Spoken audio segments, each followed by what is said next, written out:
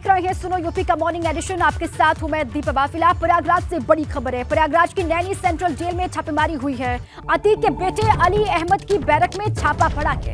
देर रात गुपचुप तरीके से छापेमारी यहां पर की गई। अली अहमद की बैरक से आपत्तिजनक सामान मिलने की जानकारी मिल रही है। चम्मच से बनाए गए 15 चाकू, 11 लाइटर बरामद किए गए हैं। अली अहमद की बैरक से मोबाइल फोन नहीं मिला, ये खबर है। अतीक अहमद का नौकर राकेश और ड्राइवर कैश अहमद भी नैनी सेंट्रल जेल में बंद है। ये जानकारी कि अतीक अहमद का जो नौकर है राकेश और उसका जो ड्राइवर है कैश अहमद, वो भी सेंट्रल जेल में ही बंद है। इसी पर और अपडेट के साथ मेरे साथी मोहम्मद मोइन जुड़ चुके हैं। मोइन, नैनी सेंट्रल जेल में छापेमारी की जानकारी मिल रही है, क्या कुछ मिला है इस छापेमारी में? मोइन, देखिए, प्रयागराज की नैनी सेंट्रल जेल में माफिया अतीक अहमद का बेटा अली अहमद बंद है, उसके घरेलू नौकर बंद है, कैशियर बंद है, इसके साथ साथ कई गुर्गे बंद हैं।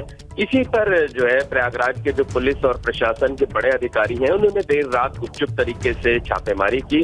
कई घंटे तक ये छापेमारी चली और जो फोकस था अली अहमद की बैरक। अली अहमद यानी अतीक अहमद का जो बेटा है या उसके जो दूसरे गुर्गे हैं, लेकिन अली अहमद की बैरक से मोबाइल फोन या कोई दूसरा आपत्तिजनक सामान नहीं मिला। जो अतीक अहमद के दूसरे गुर्गे हैं, उनके पास से भी कोई ऐसी सामग्री नहीं मिली जो आपत्तिजनक हो।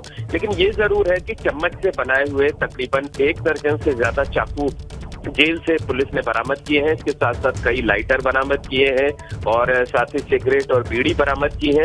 तो देर रात तक ये छापेमारी चली है और कमिश्नर विजय विश्वास पंत और पुलिस कमिश्नर रमित शर्मा की अगुवाई में ये छापेमारी की गई थी। और छापेमारी की ये कार्रवाई बेहद गुपचुप तरीके से की गई थी। जेल के अफसरों को भी जेल पहुंचने के बाद जानकारी दी गई थी, ताकि अगर कहीं कुछ गलत हो रहा है, कुछ आपत्तिजनक हो रहा है, तो उस बारे में जो है वो उसे बचाया ना जा सके, उसे छिपाया ना जा सके। ठीक है, बहुत ही गुपचुप तरीके से ये छापेमारी यहाँ पर हुई है, ये जानकारी आप दे रहे हैं। शुक्रिया मोइन पूरी अपडेट के लिए।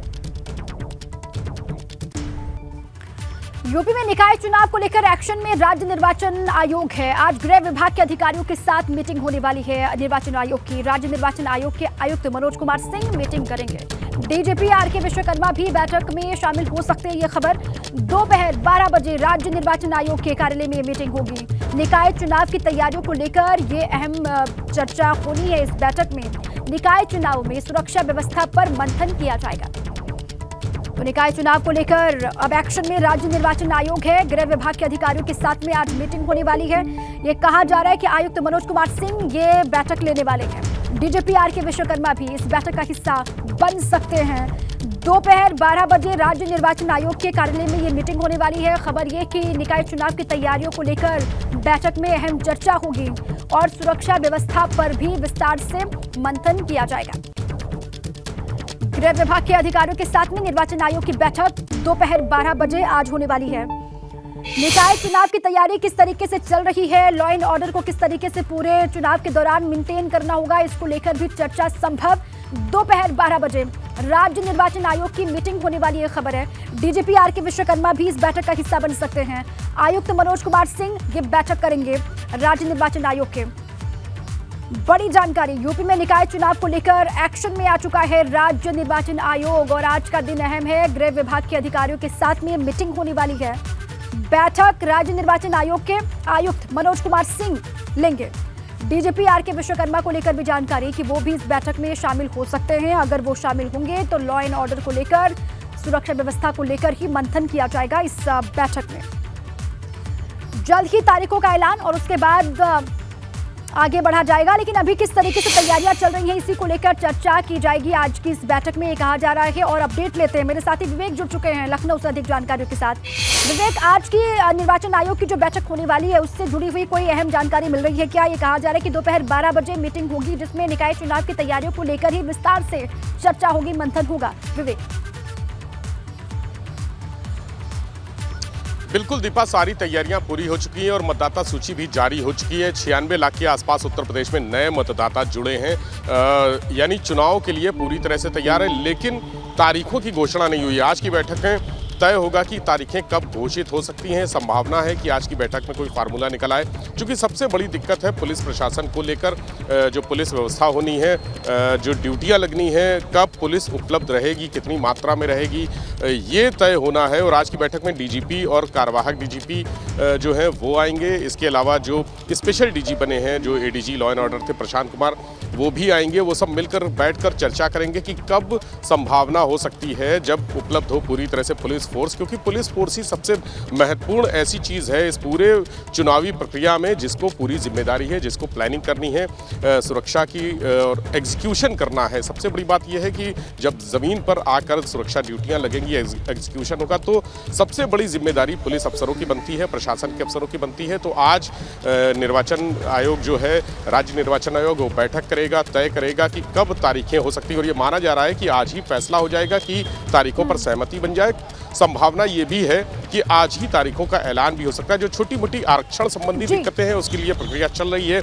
सुप्रीम कोर्ट ने हालांकि फार्मूला दे दिया है कि जो ओबीसी आरक्षण है उसी हिसाब से चुनाव होंगे, लेकिन जो आपत्तियां हैं, आरक्षण को लेकर आपत्तियां आ सकती हैं, उसका निस्तारण भी बहुत जल्दी हो जाएगा। 1 हफ्ते का समय दिया गया था और जो निस्तारित होने के बाद, यानी सारी आपत्तियां निस्तारित होने के बाद, जानकारी आप दे रहे हैं कि तारीखों को लेकर सहमति आज बन सकती है और बहुत संभव है कि तारीखों का ऐलान भी आज के दिन हो सकता है। ये बात आप बता रहे हैं। आप रहे विवेक हमारे साथ, लौटूंगी आपके पास। एक और बड़ी खबर है, फिरोजाबाद में निकाय चुनाव को लेकर अखिलेश ने बड़ा बयान दिया कि अखिलेश यादव ने गठबंधन सहयोगियों के साथ मिलकर चुनाव लड़ेगी सपा, ये बात उन्होंने कही।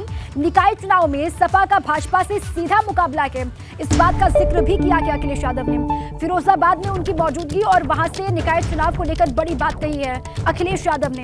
गठबंधन सहयोगियों के साथ मिलकर चुनाव लड़ेगी समाजवादी पार्टी, ये स्पष्ट कर दिया है कि अपने गठबंधन के साथियों के साथ मिलकर के ही निकाय चुनाव में उतरने जा रही है समाजवादी पार्टी। और निकाय चुनाव में सपा का सीधा ही मुकाबला भाजपा से है, इस बात का भी जिक्र किया है। जो निकाय चुनाव हैं, समाजवादी पार्टी के साथ जो गठबंधन में दल हैं उनके साथ बातचीत कर के और कोशिश करेगी समाजवादी पार्टी में जो ज़्यादा से ज़्यादा चुनाव लड़ें।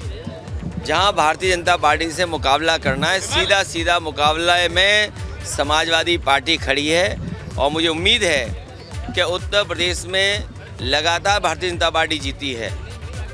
और हमें, आपको सबको पता है कि प्रधानमंत्री जी ने खुद झाड़ू पकड़ा था और उसके बाद उनके पार्टी के बड़े बड़े नेताओं ने झाड़ू पकड़ा, कई जगह झाड़ू लगाया, बड़े बड़े झाड़ू मारने के लिए एम्बेसडर्स बनाए गए। लेकिन आज सच्चाई ये है कि कूड़ा भरा पड़ा है, नाले भरे पड़े हैं, शहरों में गंदगी है। जब कभी भी डेंगू होता है, डेंगू से अक्सर वहीं डेंगू ज़्यादा हुआ है जहां बीजेपी के चेयरमैन थे या बीजेपी के मेयर थे। अब आइए सीधे लखनऊ, आपको एक बार फिर से लिए चले। विवेक मेरे साथी वहां से लगातार बने हुए हैं। विवेक, देखिए दोनों ही दल तैयारी कर चुके हैं निकाय चुनाव को लेकर और दोनों की तैयारी दिखाई भी दे रही है। अखिलेश यादव ये कह रहे हैं कि सपा का सीधा मुकाबला जो है वो भाजपा से है और अपने सहयोगियों के साथ में हम बातचीत करेंगे और गठबंधन के साथियों के साथ ही चुनाव में उतरेंगे। विवेक,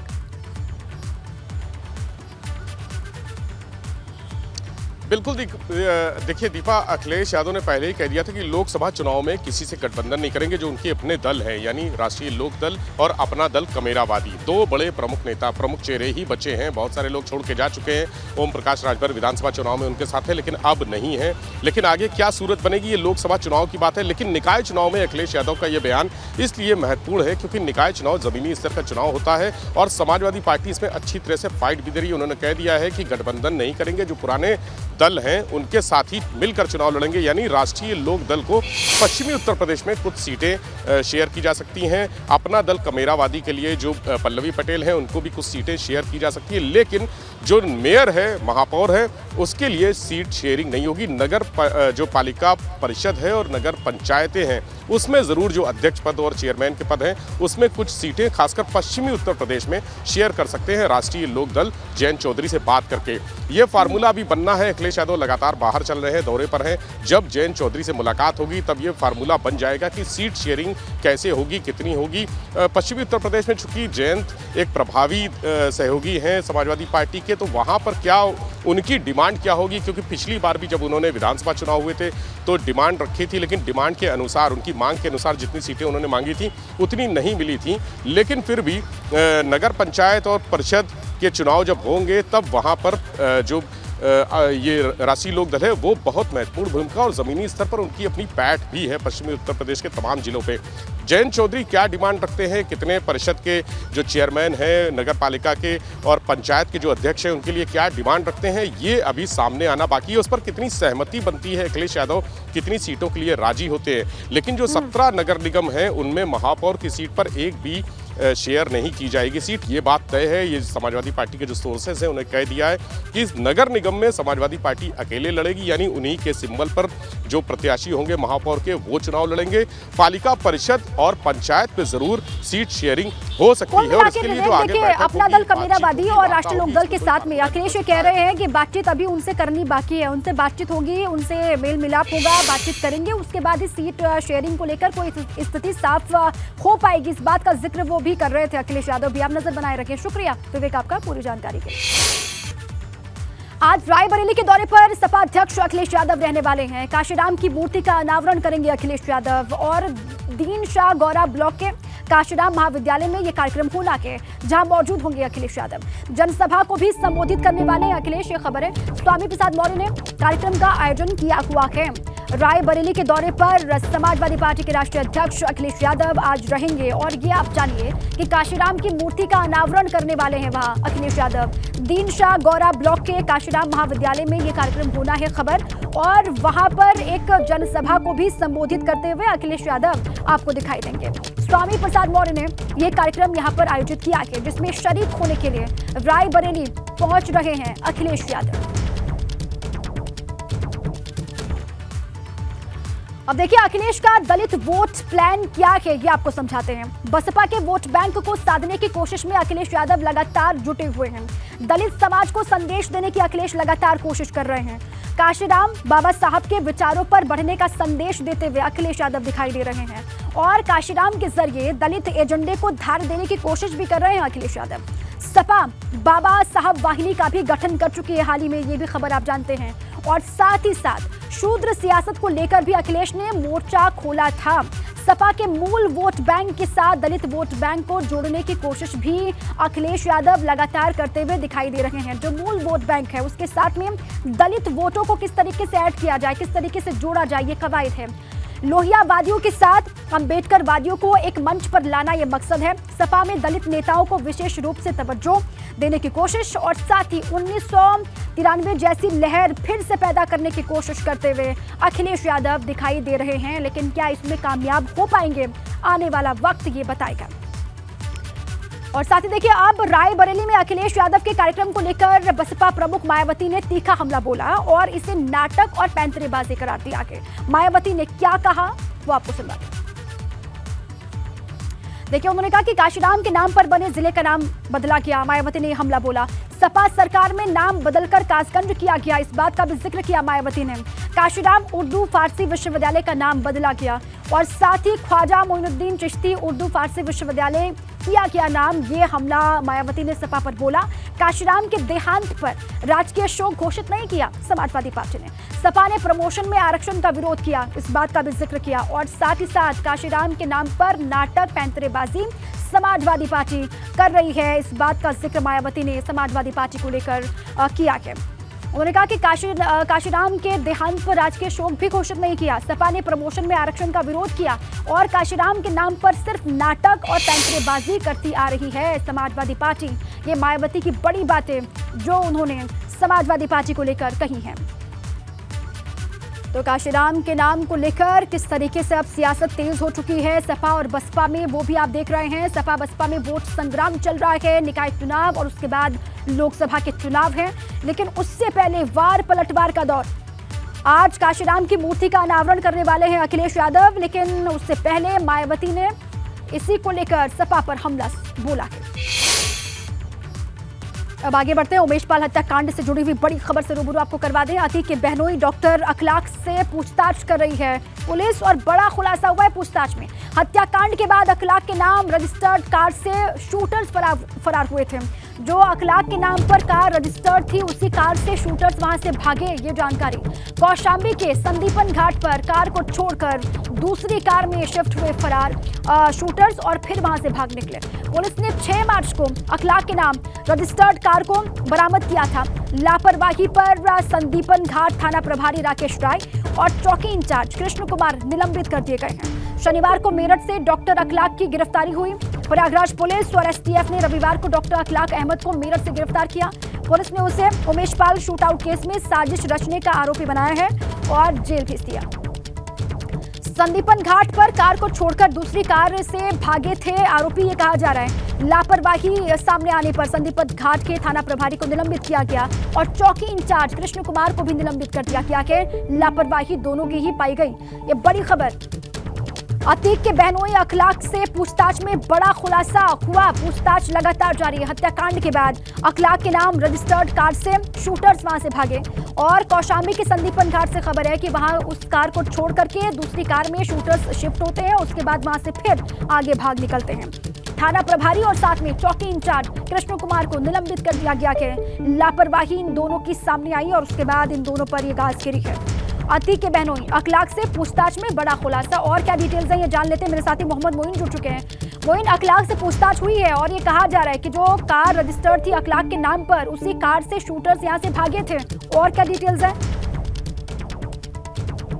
देखिए, उमेश पाल मर्डर केस की अगर हम बात करें तो शुरू से ही पुलिस के तमाम लोगों की लापरवाहियां वो सामने आ रही हैं। कौशाम्बी पुलिस की एक बड़ी लापरवाही सामने आई है। दरअसल 6 मार्च को कौशाम्बी पुलिस को संदीपन घाट इलाके में एक कार लावारिस हालत में मिली थी। पुलिस ने उस बारे में तफ्तीश नहीं की और उसे लावारिस बता करके उसका चालान कर दिया। इस बारे में जो ऊपर के अधिकारी थे उन्हें भी जानकारी नहीं दी गई और अब जाकर के जो अतीक अहमद का बहनोई डॉक्टर अखलाक मेरठ से गिरफ्तार हुआ है तो उसने ये जानकारी दी है कि ये कार उसकी थी। इस मामले में लापरवाही मानते हुए जो कौशाम्बी के एसपी ब्रजेश श्रीवास्तव हैं उन्होंने संदीपन घाट थाने के जो प्रभारी है राकेश राय और चौकी इंचार्ज कृष्ण कुमार यादव दोनों को सस्पेंड कर दिया है। दोनों के खिलाफ विभागीय जांच बिठा दी गई है और ये पता करने की कोशिश की जा रही है जांच के जरिए कि ये लापरवाही है या जानबूझ करके अतीक अहमद गैंग की मदद करने को कोई कोशिश है। बहरहाल जांच रिपोर्ट आने के बाद ही ये साफ हो पाएगा कि पुलिस ने इस मामले में लापरवाही बरती थी या फिर कि जो अतीक अहमद के गैंग है उससे कोई मिली भगत थी और जानबूझ करके फायदा पहुंचाने के लिए मामले को दबाने के लिए इस तरीके का कदम उठाया गया था। ठीक है, ये जांच होगी तो उसके बाद ही ये पूरा मामला जो है वो खुलकर सामने आ पाएगा कि आखिर असल वजह क्या है। शुक्रिया मोइन पूरी जानकारी के लिए, अपडेट के लिए। कौशाम्बी से बड़ी खबर। भाजपा नेता पर साथियों के साथ मारपीट का आरोप है। भाजपा नेता पर रेस्टोरेंट संचालक की पिटाई का आरोप लगा है। नाश्ते के पैसे मांगने पर संचालक पर पिटाई का आरोप है रेस्टोरेंट के। भाजपा नेता और साथियों पर सोने की चेन छीनने का भी आरोप। पिटाई के दौरान 1 लाख रुपए ले जाने का भी आरोप लगा है। मारपीट का वीडियो सोशल मीडिया पर वायरल। पुलिस ने भाजपा नेता समेत 4 पर केस दर्ज कर दिया है। कौशाम्बी से खबर, जहां पर भाजपा नेता पर साथियों के साथ मारपीट करने का आरोप। भाजपा नेता पर रेस्टोरेंट संचालक की पिटाई का आरोप है। नाश्ते के पैसे मांगे जिसके बाद पिटाई की गई है, यह आरोप लगा है। भाजपा नेता और साथियों पर सोने की चेन छीनने का भी आरोप है। पिटाई के दौरान 1 लाख रुपए ले जाने का भी आरोप लगा है। मारपीट का वीडियो सोशल मीडिया पर वायरल हो रहा है और पुलिस ने भाजपा नेता समेत 4 पर केस दर्ज किया। इस वीडियो के आधार पर भी अब जांच पड़ताल शुरू कर दी गई है पुलिस की तरफ से।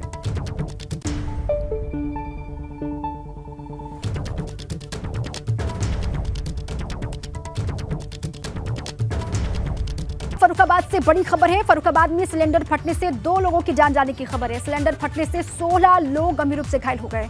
सभी घायलों को अस्पताल में भर्ती करवाया गया।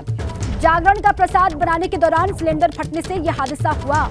जो घायल हैं उनको अस्पताल में भर्ती करवा दिया गया। सिलेंडर में धमाका, 2 लोगों की जान चली गई और 16 लोग बताए जा रहे हैं जो गंभीर रूप से घायल हैं। सभी घायलों को नजदीकी अस्पताल में भर्ती करवा दिया गया। जागरण का प्रसाद ये बना रहे थे और इसी दौरान सिलेंडर में धमाका हुआ जिसके बाद 2 लोगों की जान चली गई। 16 लोग ऐसे हैं जिनकी हालत गंभीर बताई जा रही है। फर्रुखाबाद से खबर, सिलेंडर फटने से 2 लोगों की मौत। सभी घायलों को अस्पताल में भर्ती करवा दिया गया। अस्पताल की ही तस्वीर आप इस वक्त देख पा रहे हैं। जागरण का प्रसाद बनाने के दौरान ये हादसा यहां पर हुआ है।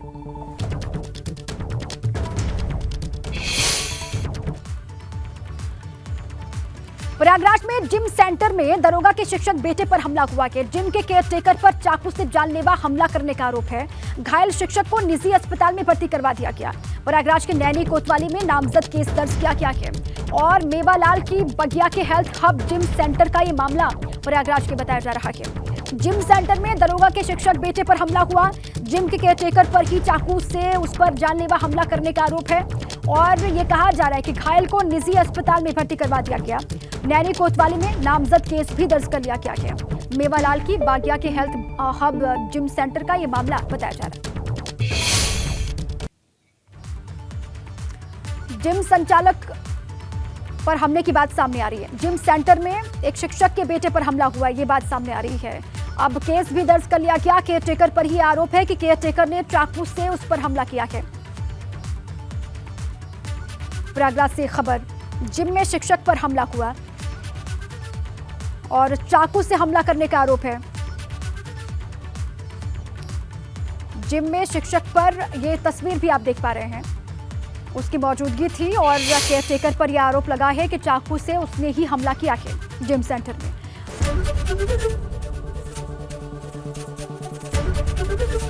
एबीपी गंगा, खबर आपकी, जुबान आपकी।